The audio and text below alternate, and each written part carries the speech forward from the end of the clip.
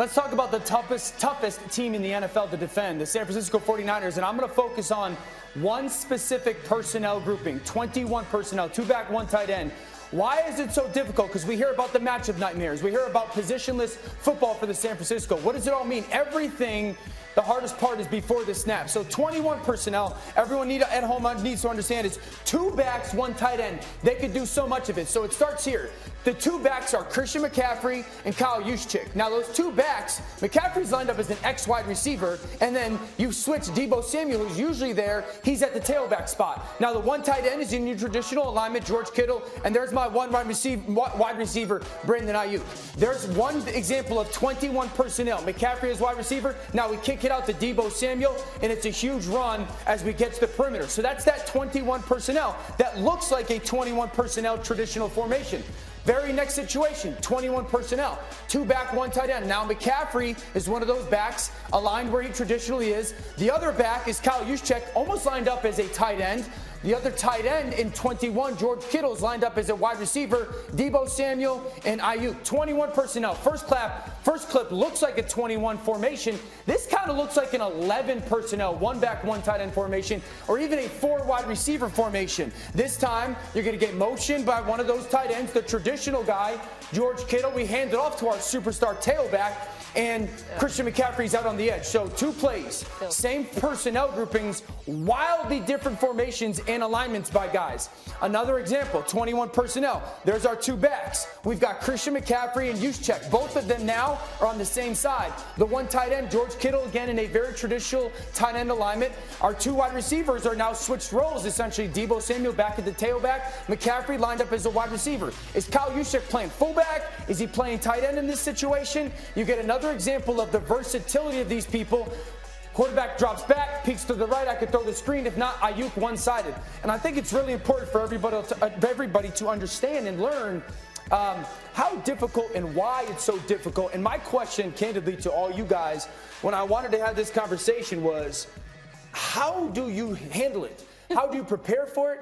How do you stop? Because I know offensively how difficult it is, but I think it'd be very cool for everybody at home to understand how challenging all those things that you present to a defense are out of the very same personnel group. Well, the big thing is about how you game plan throughout the week, right? You have certain things that you do. Like Marcus knows on Wednesday, somebody gets up and gives you the run plan. And then somebody on Thursday gives you the pass plan. And you go through first and second down and third down. You actually need a day to just speak about 21 personnel. How are we going to play it? What are the tips and the tendencies? And so that's the first thing we have to say is, are we going to play nickel to it? Are we going to play man? Are we going to go dime? Are we going to go big nickel as we saw the Dallas Cowboys do? And maybe they do that this week because of the way they attack you inside the numbers. The other thing the San Francisco 49ers have done that is smart. Brandon Ayuk, Deebo Samuel, Christian McCaffrey, all great returners in college. Now you have guys who can track the football, also guys who can run with the football in their hands and have the vision to set up blocks. That's how you have so much positionless football and versatility.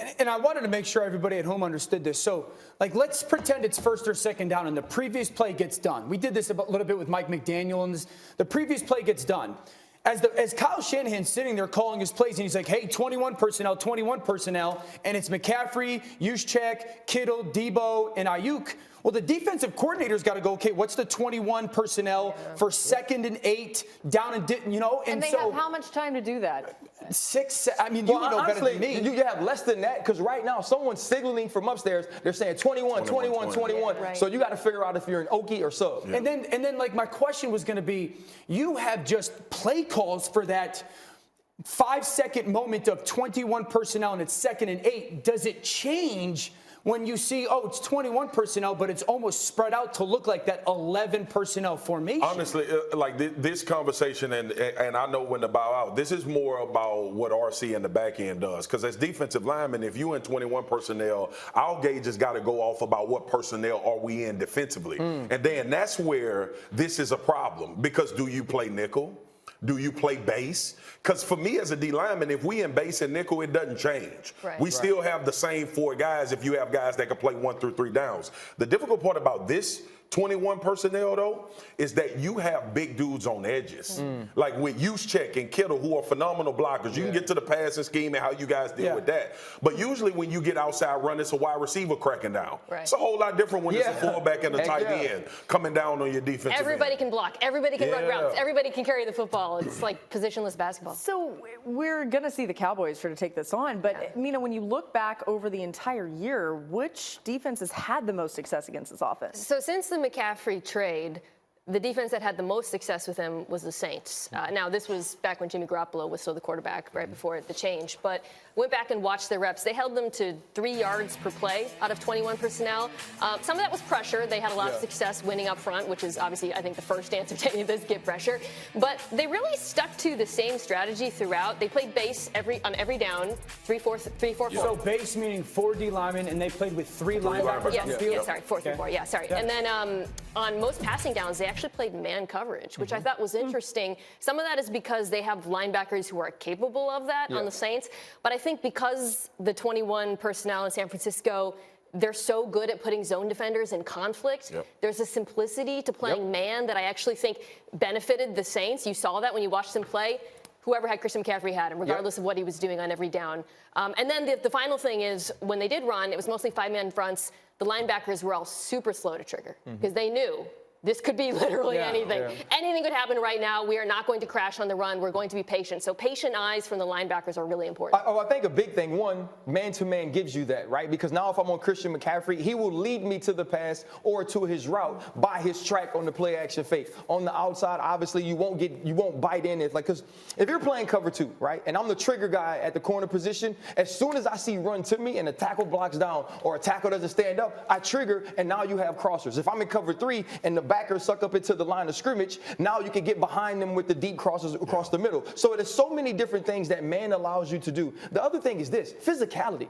When you watch the New Orleans Saints game and you go back to that, they were physical up front, and you have a linebacker in Demario Davis who can play the run or the pass equally as well. What else helped them was this, having guys like Marcus May and Tyrann Mathieu, right? Guys who have played the slot position before, guys who are experienced and understand how to play the position. It's going to start with Dan Quinn saying, if we get 2nd and 8 and they come out in 21 personnel, here are the 3 groupings we get, and this is what we get out of every grouping. Once you understand the tendencies based on formation, I think then you can cut down what you're anticipating to play. So much of this is obviously about the linebacking core. Who has the defense to do this that's left in the playoffs? Who should we be looking out for? So the reason why this is poignant, what Dan is saying, is because the great thing about Kyle Shanahan is he's always used the defensive principles against you. Like RC is saying, he knows them. Like RC is saying, when we get a certain look, we trigger, right?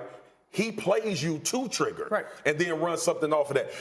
People hear us joke all the time on the show when we talk about San Francisco, how they have 4 plays out of 1 play call. We're not lying. That's the truth. See, but finish your thought, because I have a question coming off of that. So when you think about, like, as we line up to play defense, and to your point, MK, when you're playing man-to-man, you simplify it in your call. Everybody can get lined down. This is what you have. The other part is, and then what I was alluding to is, the genius of Kyle Shanahan and the personnel is, dude, you got, most of the time, you got fullbacks, tight ends, and backs in the open field against DBs and secondary. He completely eliminates, most of the time, your defensive line and sometimes your second-level guys. So give me a defense that matches up well, though, against them. I mean, is there anybody that's still left? San Francisco matches up really well. I mean, maybe Mike Practice is a hell of a game. Maybe Mike playing linebacker a little bit like he did last night. But my question for you guys was this, the reason I picked those clips was really important because the first clip, they take McCaffrey, who's the tailback, and put him out as wide receiver.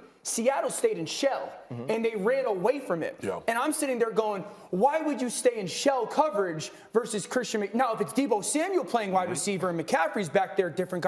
That's why I wanted to know. But as you called 4 plays, but the thing is this, though. You don't adjust by who's lined up where. You adjust based on formation, right? You always have an empty check. An empty check, no matter what we call, we're going to go to this check. But don't I get to you to do what I want then when you do that? No, you got to do what you want well. That's what it's about. Right. Like, if you think your team is better when we can all see the quarterback, then see the quarterback. If your team is better when you can play man-to-man, then play man-to-man. Here's the problem with the San Francisco 49ers. It's not about getting people wide open. It's getting their people one-on-one with somebody that has to get them on the ground. Absolutely. It's about yards after the catch. Yeah. If I can create enough space where I say your guy has to be better than my guy in the open field, you betting on all those freaking aliens in red. In other words, your trash can on fire, your hedge is on fire, your car on fire, but we burning your house down.